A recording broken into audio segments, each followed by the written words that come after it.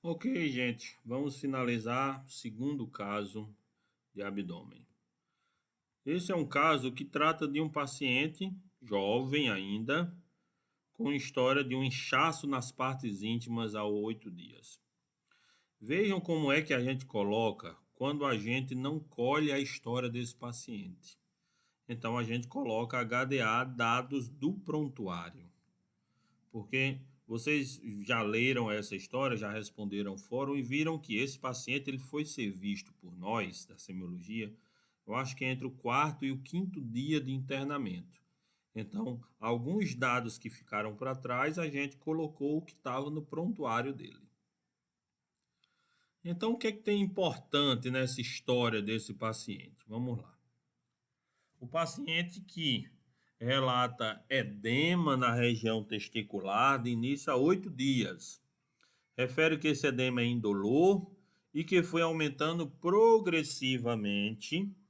Refere que no início o edema era em membros inferiores e que também vem notando um aumento do abdômen.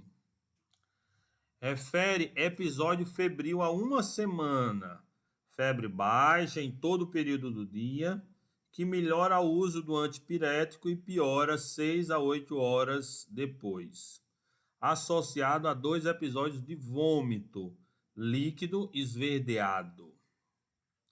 Pacientes previamente diagnosticados com cirrose hepática há 3 meses pelo médico da UBS de Matureia. Relata internamento prévio a 15 dias com a mesma queixa, entretanto em menor intensidade. Relata início do consumo de álcool aos 13 anos de idade, sendo esse consumo intenso e constante. Alega abandono do álcool há 3 meses após o diagnóstico de cirrose. Então vamos lá, gente. É um paciente que tinha um quadro de anasarca, né? Edema de membros inferiores, ascite, edema de bolsa escrotal.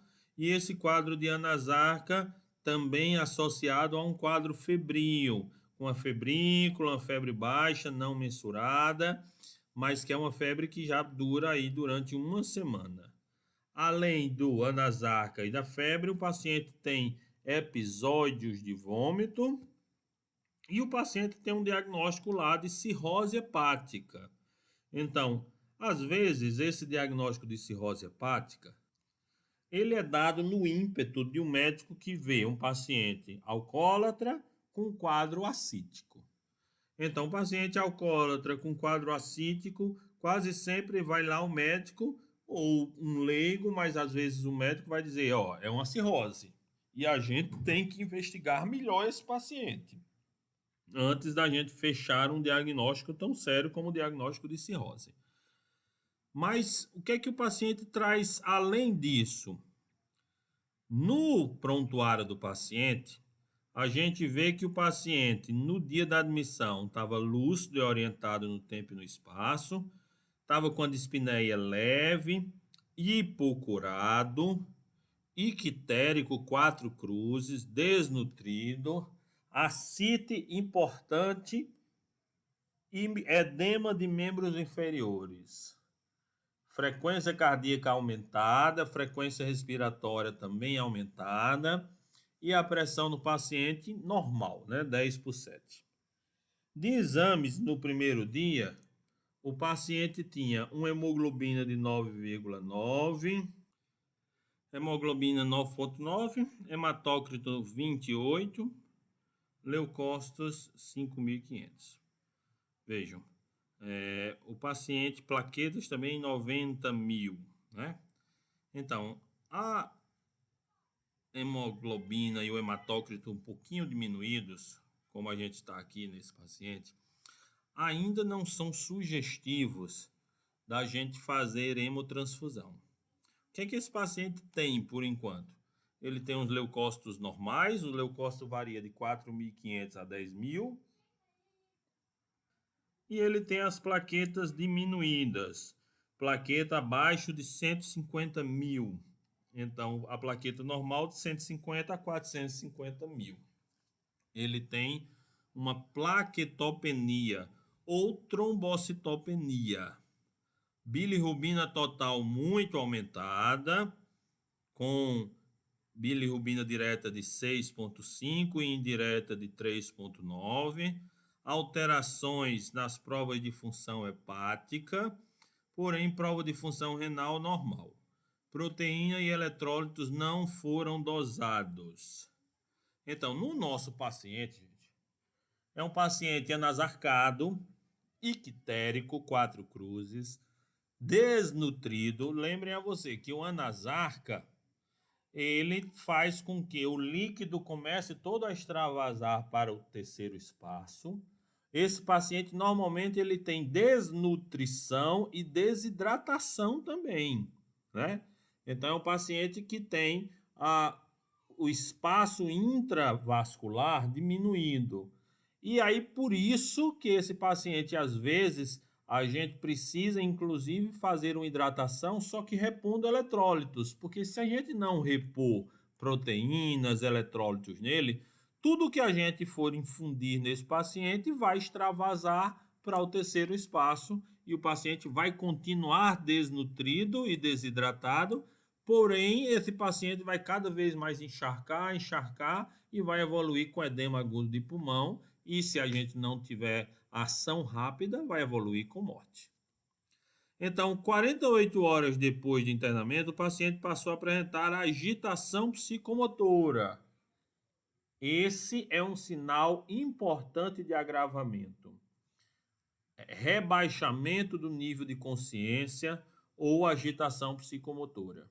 Então, toda vez que você estiver diante de um paciente grave, começar a ter que estava previamente lúcido e orientado, o paciente começou a rebaixar, ficar mais sonolento, obnubilado, ou começou a ficar muito agitado, parem para olhar esse paciente. É um paciente que está piorando o quadro dele.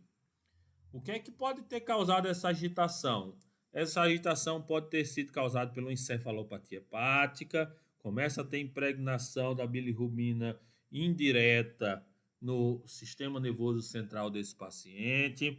Esse paciente pode ter esse quadro de agitação psicomotora por causa da própria anemia, né? Aí o paciente começa a diminuir a oxigenação cerebral, não tem mais hemácias para levar esse oxigênio e o paciente começa a ter esse quadro de desorientação. Agora, quando a gente está diante de uma desorientação, falando em relação a essa hipóxia, né, que é a diminuição de oxigênio no cérebro, existem duas coisas importantes. É a hipóxia, diminuição do oxigênio, e existe uma outra coisa importante que é a hipercapnia, que é o excesso de CO2. Por exemplo, um paciente DPOCítico, é um paciente que tem hipercapnia. A hipóxia leva o paciente à letargia. A hipercapnia leva o paciente à agitação. Essa não é uma verdade universal, mas na maioria das vezes é assim que acontece. Hipóxia, letargia, hipercapnia, agitação. Então, essa agitação psicomotora dele, será que ele estava com algum distúrbio gasométrico que começou a reter muito CO2? Então, ele era um paciente taquipneico, né? 28 de frequência respiratória. Então, pode ser que ele esteja retendo muito CO2 e isso faz com que ele aumente a frequência respiratória para tentar lavar esse CO2, né? Para expulsar o CO2 da corrente sanguínea. Porque o excesso de CO2 ele é muito mais tóxico e ele tem uma mortalidade muito maior do que a falta de O2, certo? Então, outra possibilidade dessa agitação psicomotora, será que esse paciente estava fazendo um quadro séptico também? Veja que o paciente estava taquicárdico, taquipneico, ainda normotenso, mas o paciente já começou a fazer um quadro de agitação. Quem assistiu a outra aula lá de abdômen agudo, lembra que, o que é que eu disse? Quando a gente vai avaliar um paciente com sinais infecciosos, a gente tem que avaliar alguns sinais do paciente. E um desses sinais é frequência cardíaca, frequência respiratória, nível de consciência, tempo de enchimento capilar, se o estado respiratório do paciente, se tem eupneia ou dispneia, Então, alguns sinais clínicos que sugiram que esse paciente está ficando toxemiado, está ficando séptico. Vamos lá, vamos seguir. E aí, após 48 horas, além da agitação, o paciente teve diarreia volumosa, com 3 episódios de hematêmese nas últimas 24 horas. Melhora do volume acítico e do edema de membros inferiores. E aí a variação da pressão, a pressão variou de 110 por 77 até 98 por 65. E uma outra coisa que o paciente estava fazendo era HGT, que é a glicemia capilar, né? A glicemia capilar dele estava dando abaixo do normal. Lembrem que a glicemia normal de 70 a 100, então ela estava aí abaixo, chegando no limite mínimo de normalidade. Então esse paciente estava fazendo hipoglicemia. Poxa, então o paciente com 48 horas piorou muito. A agitação, começou a ter um quadro diarreico, volumoso, que aí a gente pode às vezes associar o uso de um antibiótico. Será que o antibiótico estava fazendo algum quadro diarreico nesse paciente? Mas esse paciente teve 3 episódios de hematêmese nas 24 horas. E por que é que ele não teve melena nas últimas 24 horas, né, essa hematêmese? Então, pensando num paciente que teve hematêmese e não teve melena, gente. Ele teve diarreia, mas o colega não registrou como melena. Então, a gente tem que pensar em algum processo hemorrágico nesse trato gastrointestinal acima da cárdia. Porque quando o trato gastrointestinal, quando a hemorragia é abaixo da cárdia, exemplo, por exemplo, de uma úlcera gástrica, isso faz com que esse sangue comece a ser digerido no estômago. Então, o paciente tem hematêmese, mas tem melena. Então, se está acima da cárdia, provavelmente no esôfago. E aí, pensando no esôfago, a gente tem como principal diagnóstico varizes de esôfago, justificando esses episódios hematêmicos, né? Além disso, o paciente começou um quadro importante de perda de volume. Poxa, ele estava nasarcado e aí ele começou a diminuir o volume do abdômen, começou a diminuir o volume de edema de membros inferiores. O que é que justificaria essa perda de volume? Num paciente hepatopata, existe uma coisa chamada síndrome hepatorrenal.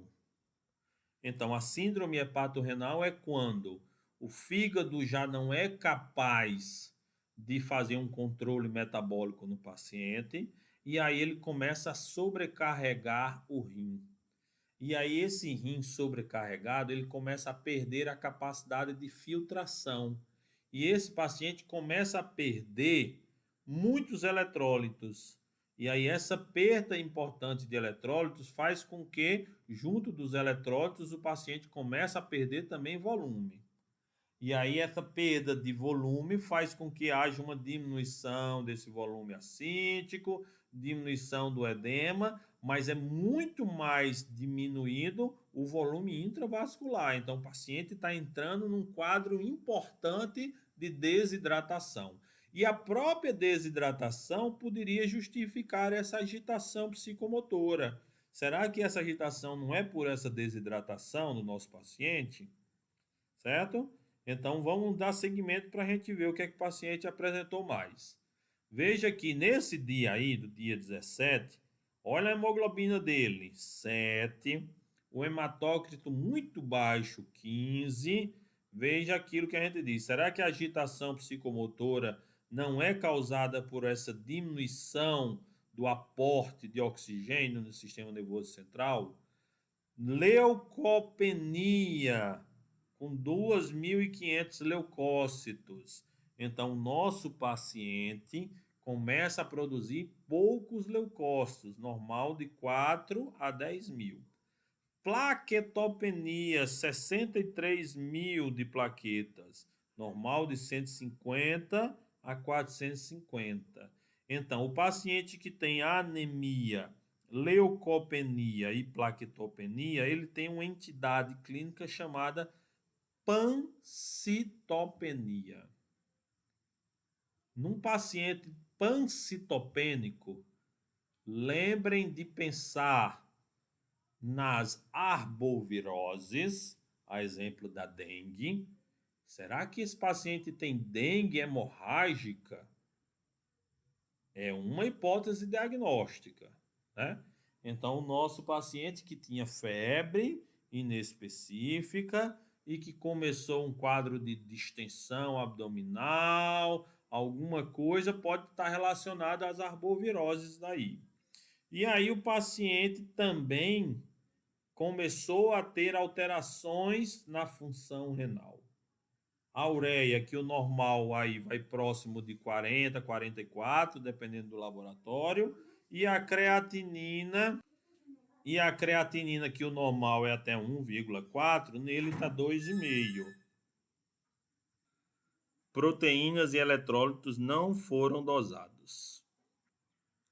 Gente, mesmo não tendo sido dosado, o que é que a gente espera dessa proteína desse paciente? Que estejam baixas, né? Então, as doenças hepáticas, elas cursam com diminuição das proteínas, cursam principalmente com diminuição da albumina. Então, esse paciente deve estar com diminuição da albumina. E aí foi hemotransfundido esse paciente.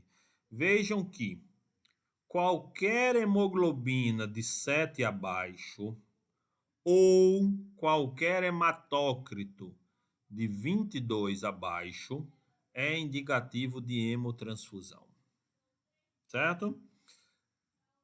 Algumas exceções, por exemplo, o paciente que já tem uma anemia muito crônica, é um paciente que tem uma anemia megaloblástica, o paciente que tem uma anemia falciforme, às vezes ele consegue conviver bem com valores um pouquinho abaixo disso. Paciente renal crônico, paciente renal crônico não produz eritropoetina e esse paciente tende a ter também uma hemoglobina abaixo desses valores. Mas lembrem desses números: hemoglobina abaixo de 7, hematócrito abaixo de 22.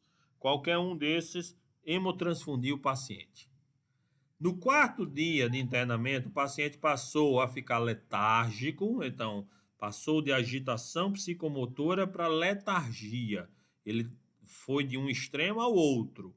Ainda com diarreia de fezes esbranquiçadas, né? Então a diarreia do paciente já está com acolia fecal, gordura nas fezes, esteatorreia, e não apresentou mais sinais de hematêmese, mantendo o paciente em dieta zero. Porém, o paciente se manteve febril, a pele ressecada e cada vez mais desidratado. Olha, desaparecimento da ascite e do edema de membros inferiores do nosso paciente. Então, o paciente, como eu disse, foi piorando. Ele evoluiu de agitação para letargia, ele já estava aqui com acolia fecal, ele provavelmente estava colúrico também. Esse paciente começou a ficar com um quadro febril maior, né? Porque ele era febre baixa, mas essa febre 39 graus já é uma febre mais alta. Então, pensar nesse paciente em doenças infecciosas. Vejam que o fígado é um dos órgãos responsáveis pela imunidade. Então, num paciente cirrótico, ele sempre é imunodeprimido. Então, ele tem predisposição a doenças infecciosas e a peritonite bacteriana é uma das doenças infecciosas que mais acometem esses pacientes cirróticos. Certo? No exame do dia 19, o paciente tinha o quê? Uma hemoglobina muito mais baixa. Mesmo tendo sido hemotransfundido 2 dias atrás, ele estava com a hemoglobina agora de 5,5, o hematócrito de 13, leucócito muito baixo e plaquetas de 33 mil.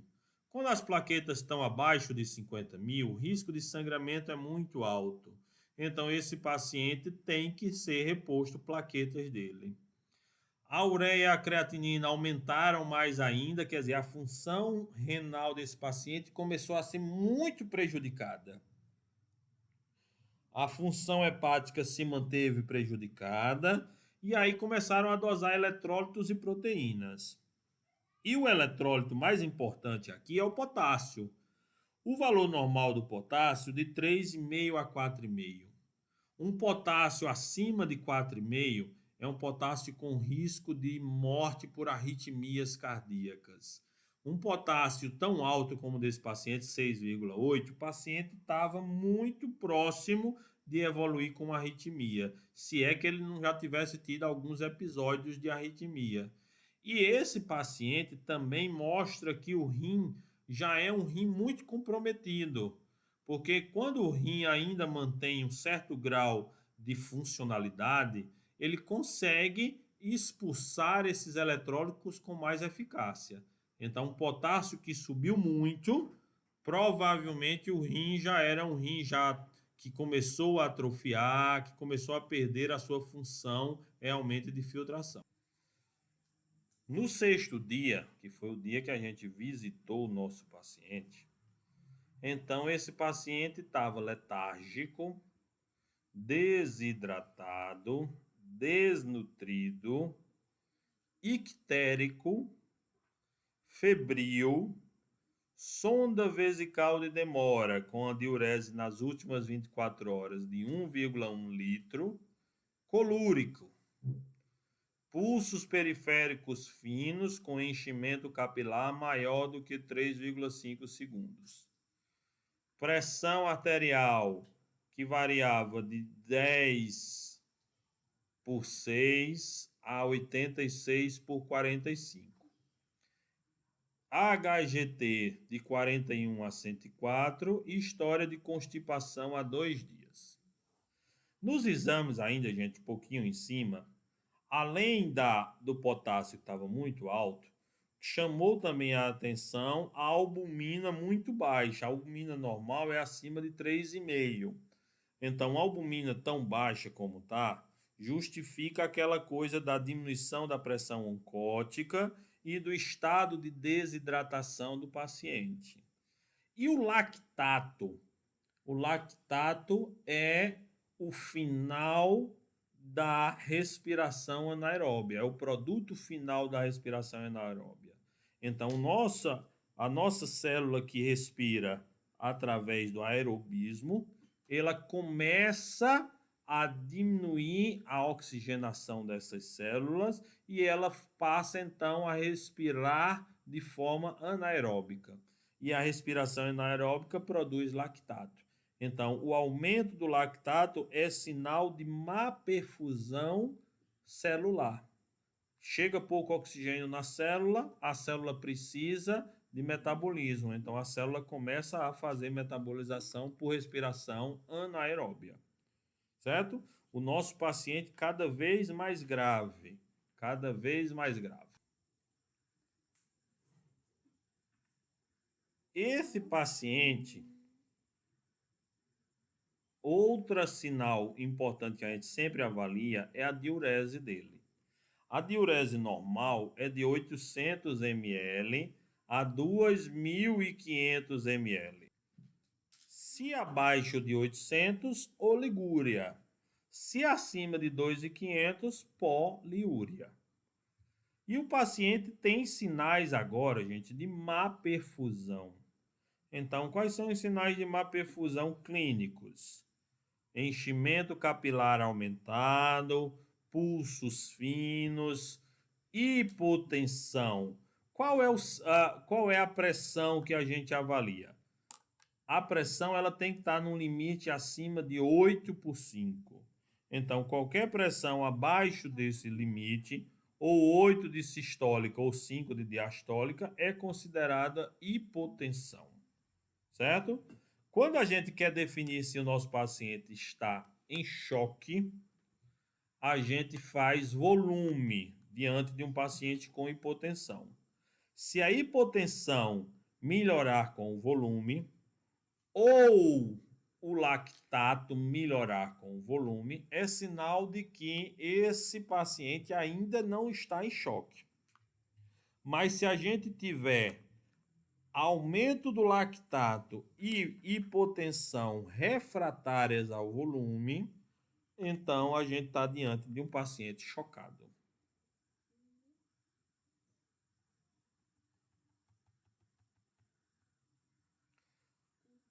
Continuando a anamnese dele, vejam que o paciente, a nossa anamnese, ela teve vários dados do prontuário dele e ainda assim não foi contemplada. Por quê? Porque o paciente letárgico já não pôde dar nenhuma informação sobre interrogatório sintomatológico. De antecedentes, esse paciente, a única coisa realmente importante nos antecedentes é o alcoolismo dele já há 20 anos. Nas auscultas, ausculta cardiovascular, ritmo cardíaco regular em 2 tempos, ritmo em 2 tempos, bulhas cardíacas hipofonéticas e frequência cardíaca diminuída. O que é que pode estar causando essas alterações na ausculta cardiovascular? Gente, então, o coração é um músculo. Ele precisa de um aporte glicêmico, calórico, para manter esse músculo funcionando. Quando a gente está diante de um paciente com hemodinâmica totalmente comprometida, esse paciente, inicialmente, a resposta cardiovascular dele é o quê? Aumenta a frequência cardíaca, aumenta a pressão para aumentar a perfusão periférica do paciente. Mas é um músculo que vai sendo sobrecarregado, até que esse músculo começa a entrar em fadiga, em falência. E isso faz com que as bulhas cardíacas comecem a ficar hipofonéticas, a frequência cardíaca comece a cair e a pressão a diminuir. E a ausculta pulmonar, o murmúrio vesicular está diminuindo nas bases de ambos os hemitórax com roncos.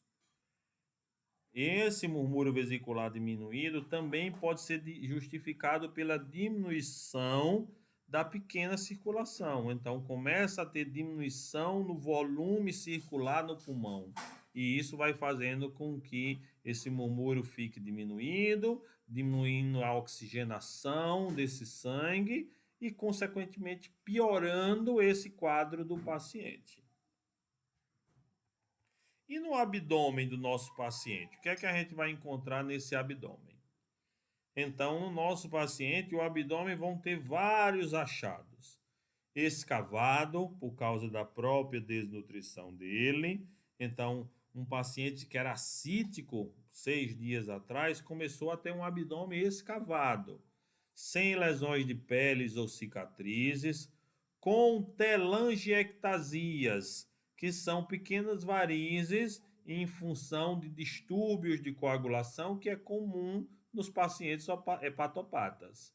Circulação colateral discreta, ainda está discreta, na região periumbilical. Então, que circulação colateral é essa? Tipo porta. Provavelmente pela hipertensão porta. Um outro achado da hipertensão porta é o que? As varizes de esôfago, lá no quadro de hematêmese. Pulsação arterial e peristalse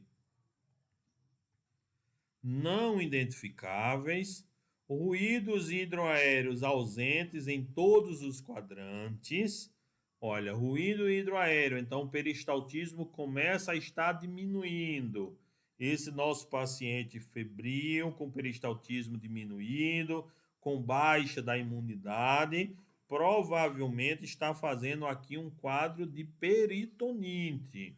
Ele ainda não tem abdômen em tábua, ele ainda não deve ter sinais de defesa abdominal, mas ele está fazendo um quadro inicial hepatimetria medindo cerca de 6 centímetros no lobo direito. Então, fígado com já tendência à fibrose. Traube ocupado. Vejam que o traube ocupado é justificado pelo aumento do baço. E aí, um traube ocupado faz a gente pensar numa doença chamada hiperesplenismo. Um baço muito crescido faz com que haja um aumento na retenção de sangue nesse baço e, consequentemente, um consumo maior das hemácias, dos leucócitos, das plaquetas. Então, diante de um paciente com pancitopenia e com traube ocupado, pensar em hiperesplenismo. Então, pensamos nesse paciente com hiperesplenismo. Quais são as causas do hiperesplenismo? Vamos provar. A gente pode ter como causas a própria doença cardíaca, insuficiência cardíaca, doenças infecciosas, virais, bacterianas. Então, a gente pode estar diante de um paciente com cirrose, que evoluiu com diminuição nas defesas, quer dizer, com baixa na imunidade, e que evoluiu com um quadro infeccioso, normalmente um quadro viral, e esse quadro levou a um hiperesplenismo, que é uma cascata de reações em decorrência daquela baixa imunidade. E esse paciente, então, fez um quadro de pancitopenia associado a esse hiperesplenismo. Né? Então, além disso, a ausência do hipertimpanismo difuso ou maciçez em flancos. Quando nós estamos diante de um paciente assítico, o paciente assítico ele tem o que a gente chama de maciçez móvel. E o que é maciçez móvel? É uma maciçez que em decúbito dorsal predomina no flanco, mas em decúbito lateral esse flanco começa a ser timpânico. Por quê? Porque o líquido responde à gravidade e o paciente em decúbito lateral, o líquido todo vai para o lado oposto. E esse paciente, então, tem o que chama de maciçez móvel. Piparote negativo, que seria a percussão do nosso paciente assítico, né? E a palpação superficial encontra-se sinais de quê? De hipotonia muscular, de perda da elasticidade do músculo, quer dizer, sinais de desidratação e desnutrição. Na palpação profunda, sinais de irritação peritoneal, olha aí. O nosso paciente já tem sinais de irritação peritoneal, Bloomberg positivo. O fígado é palpável, a manobra de Lemos-Torres, e o baço também é palpável, então um baço gigante, né? Um baço muito grande. No exame do dia, o paciente tem anemia muito grave, apesar de ter hemotransfundido o nosso paciente. Os leucócitos estão muito abaixo do normal. As plaquetas muito abaixo também do normal. Esse paciente tem que repor rapidamente hemácias e plaquetas. A bilirrubina do nosso paciente continua alta.